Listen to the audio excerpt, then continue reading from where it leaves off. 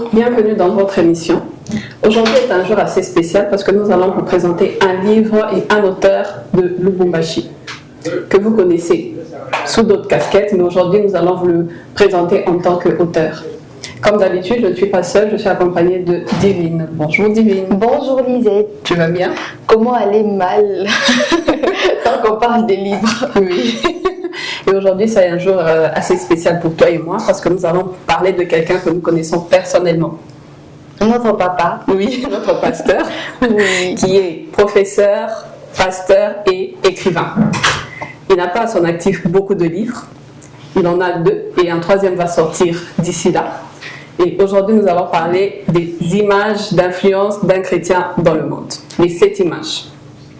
Waouh, cette image de l'influence du chrétien dans le monde. Ça veut dire que tout chrétien a quand même cette possibilité, cette capacité d'influencer. Oui. Et à travers les 7 images, je suis très certaine qu'on découvrira en quoi est-ce que nous sommes influents, comment est-ce que nous influençons le quotidien de ceux qui nous entourent. Oui. Un très beau livre que je recommande d'ailleurs à ceux qui nous suivent. Et en fait, nous sommes même appelés à influencer. Effectivement. Nous sommes des leaders nés. Effectivement. Parce que le leader nous a transmis son leadership. Tu sais, d'entrée de jeu dans ce livre, papa dit, nous sommes nés leaders. Oui. Dans le livre de Genèse, lorsque Dieu crée l'homme, il lui donne la possibilité, la domination sur tout ce qui existe, que ce soit les oiseaux du ciel, les poissons de la mer ou tout ce qui existe. Dieu établit l'homme comme étant le superviseur, si je peux utiliser ce terme. Ça veut dire que nous avons tous cette potentielle capacité d'être des leaders, mais malheureusement, nous n'exploitons pas cela. Oui. Et quand tu as parlé que Dieu nous donnait cette capacité de pouvoir gérer, ça m'a même rappelé une image d'intendant. Ah, je sais pas comment en parler de petit à petit. D'entrée de jeu, nous allons parler du témoin. Témoin. Être témoin de ce que Dieu est, être témoin de l'amour de Dieu, témoin de sa grandeur.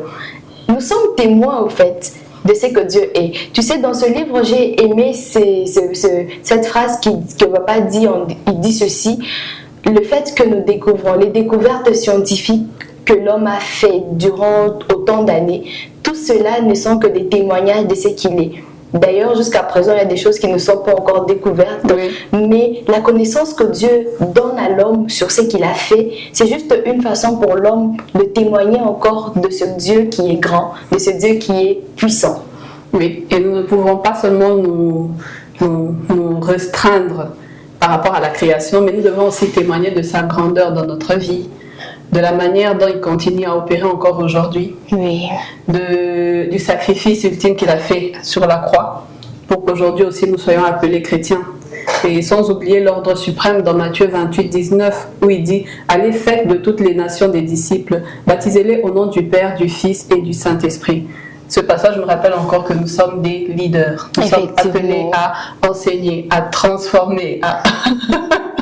Oui, tu sais, Lisette, une fois j'étais en train de parler avec quelqu'un qui me disait je ne suis pas pasteur, je ne suis pas prophète, je ne suis pas bishop. Pourquoi est-ce que je dois aller parler de Christ aux autres? Pourquoi est-ce que je dois évangéliser les autres? Parce que je ne suis pas pasteur dans mon église et tout. Et beaucoup de personnes ont cette même perception de choses. On pense que cet ordre de Matthieu 28, c'est seulement donné à une catégorie de personnes. Alors que non, tout enfant de Dieu a cette obligation de pouvoir témoigner de Christ, de pouvoir parler de Christ partout où il se retrouve. Oui, et cet enfant doit être le sel de la terre. Le sel de la terre. Tout comme le sel ajoute de la saveur aux aliments, nous sommes aussi, c'est un peu comme cette image au fait, nous sommes comme ce sel. Je suis ce sel qui embellit la vie des autres, qui embellit le quotidien, qui embellit au fait, qui donne de la saveur, le sel de la terre. Et le sel, quel rôle nous pouvons dire par rapport au sel? Il n'a pas seulement le rôle d'embellir, en fait, si je peux dire, il stoppe aussi la purification de la nourriture. Oui, ça c'est quelque chose de très important. Nous sommes là aussi, si je peux dire, comme une barrière pour... je peux dire stopper en fait Oui, la putréfaction en fait. Tu sais Lisette, beaucoup de personnes traversent des moments tellement durs dans leur vie. Oui. Autour de nous, il y a ceux qui vivent dans le désespoir. Oui. Il y a des personnes qui vivent mais sans vivre réellement à cause des fardeaux de la vie.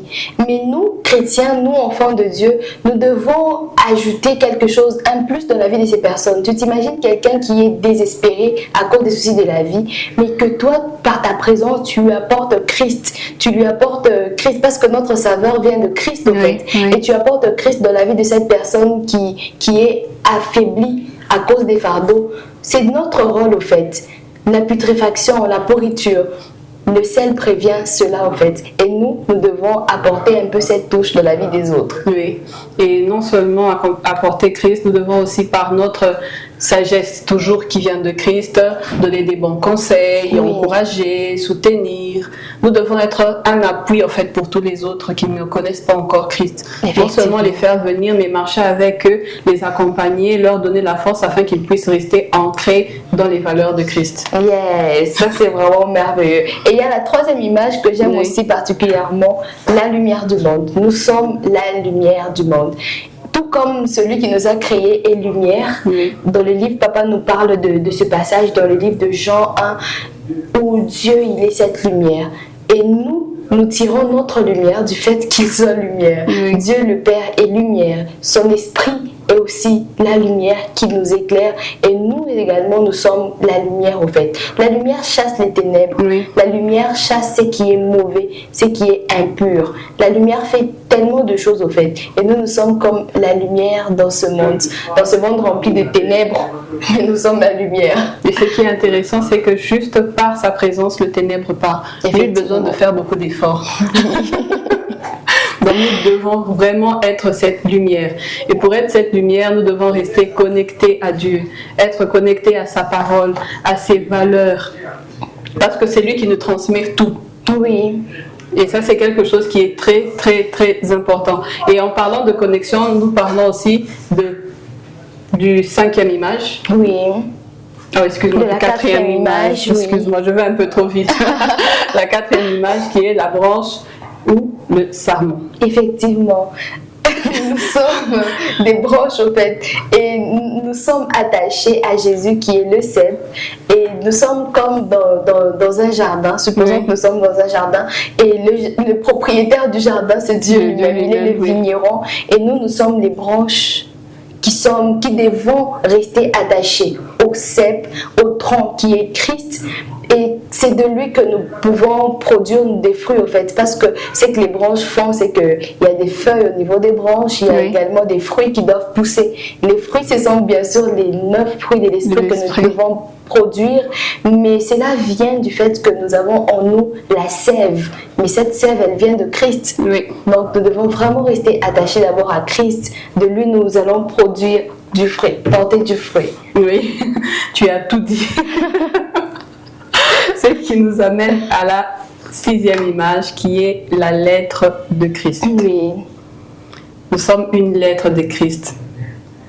Nous avons été transformés de l'intérieur par le Saint-Esprit qui témoigne de la présence de l'onction de Jésus-Christ dans notre vie. Et cette transformation vient toujours du Saint-Esprit. Oui. Et elle vient en fait au fur et à mesure. Il y a plusieurs personnes qui ont été jugées parce qu'ils étaient des chrétiens, mais ils avaient encore cette petite habitude du monde, ces petites habitudes, si je peux dire, de leur vie ancienne. Or, cette transformation se fait petit à petit et elle se fait quand on est attaché à Dieu.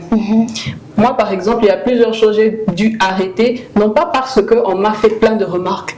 C'est moi-même inconsciemment, j'ai commencé à me poser beaucoup de questions. En me disant pourquoi je faisais ça, pourquoi j'étais comme ça, pourquoi. Et après cette introspection et me dire que ça n'en valait pas la peine, qu'un enfant de Dieu ne devait pas être comme ça, qu'il fallait changer. Et tout ce changement vient que quand on est attaché à Christ. Parce qu'aujourd'hui, nous nous retrouvons avec beaucoup de chrétiens avec qui nous vivons, mais qui ont gardé les anciennes habitudes. Et tu sais, Lisette, nous sommes la lettre de Dieu, nous sommes une lettre d'amour de Dieu. Et les autres doivent lire Christ à travers nos vies. Il y a une histoire qu'on me racontait, je ne sais pas si tu as déjà entendu parler de ça. Il y a un homme qui s'est rendu dans un village. Chaque jour, il avait l'habitude de... Bon, il vivait d'une certaine manière un peu différente de celle des autres. Et des années plus tard, il y a d'autres personnes, des missionnaires sont passés par ce village afin de leur parler de Christ, afin de leur annoncer la bonne nouvelle. Et toutes les caractéristiques qu'ils donnaient de Jésus, ils se sont dit, mais apparemment nous avons vécu avec Jésus, parce que tout ce que vous êtes en train de nous dire, il y a quelqu'un qui a vécu ici et qui était exactement comme ce que vous êtes en train de décrire. Nous devons vraiment refléter Christ. Or, le fait de refléter Christ, ça veut dire que sa vie s'est imprimée en nous. D'ailleurs, dans les livres, papa nous parle de comment est-ce que la différence entre l'ancienne et la nouvelle alliance. Oui. Dans l'ancienne alliance, la loi a été écrite sur des tables de pierre. Mais dans la nouvelle alliance, cette loi, elle est écrite dans nos cœurs. Et puisqu'elle est écrite dans nos cœurs, elle doit se refléter à travers nos vies, elle doit ressortir au fait à travers nos vies, afin qu'il y ait cette cohérence intérieure et extérieure. Oui. Et nous passons à la 6e image qui est l'ambassadeur. Nous sommes des représentants du ciel sur la terre. Nous avons été envoyés pour représenter le Christ sur la terre.